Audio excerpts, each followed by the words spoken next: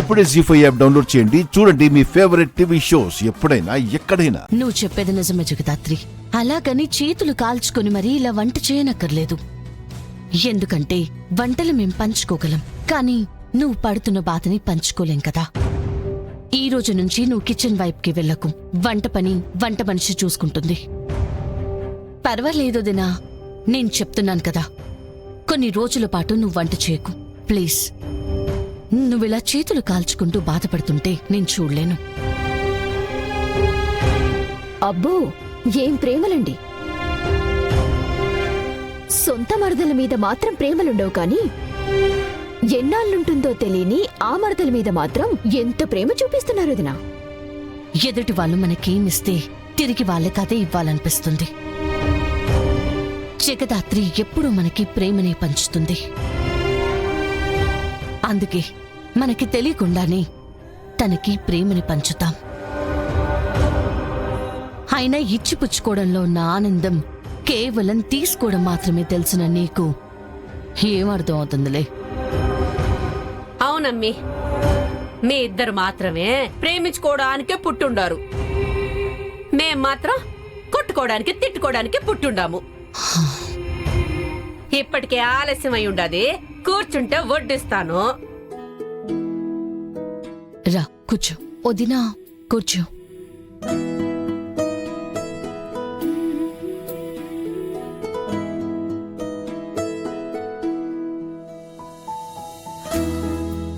చాలు చాలు.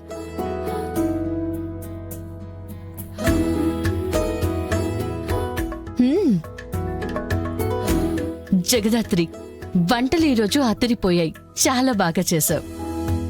వంట చేసింది నేను కాదు దినా, కేదార్. ఏంటి, నువ్వు వంట చేసావా? అవును. ఇలాగే ప్యాంట్ షర్ట్ మీద చేసావా, లేక చీర ఏదైనా కట్టుకొని చేసావా?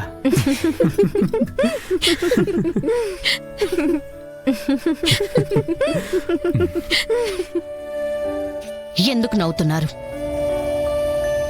కేదార్ వంట చేయడం తప్ప?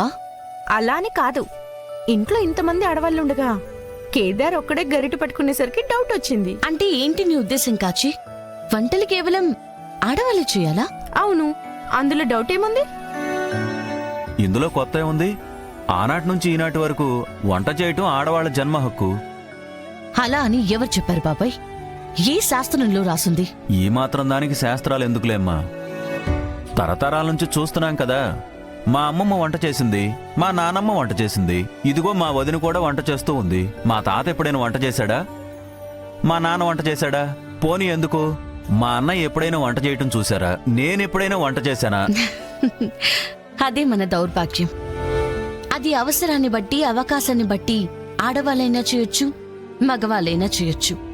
అవును, ఇప్పుడు కాలం చాలా మారుతుంది. మా ఫ్రెండ్ వాళ్ళ ఇంట్లో వాళ్ళ డాడీయే వంట చేస్తాడు, బట్టలు కూడా వాళ్ళ డాడీయే ఉతుకుతాడు. పనిలో పని పిల్లల్ని కూడా వాడినే కానీ మనం పేడా వదిలిపోద్ది.